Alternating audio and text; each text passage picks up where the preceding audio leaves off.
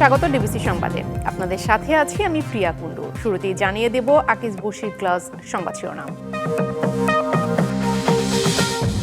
ট্রাইব্যুনালে হাজির করা হয়েছে আওয়ামী লীগের সাবেক মন্ত্রী, সাবেক সেনা কর্মকর্তা সহ গণহত্যার ১৩ আসামিকে।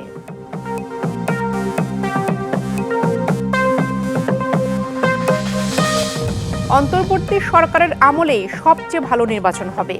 এ মাসের শেষ বা আগামী মাসের শুরুতেই শেখ হাসিনার বিচার শুরু, জানালেন প্রধান উপদেষ্টা।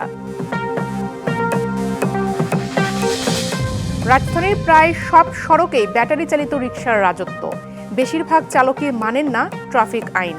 বাড়ছে দুর্ঘটনা, এখনই লাগাম টানার তাগিদ।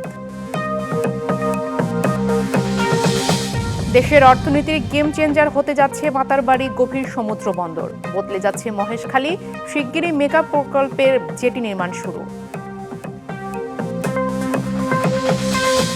জম্মু ও কাশ্মীর সীমান্তে চতুর্থ দফায় গোলাগুলি।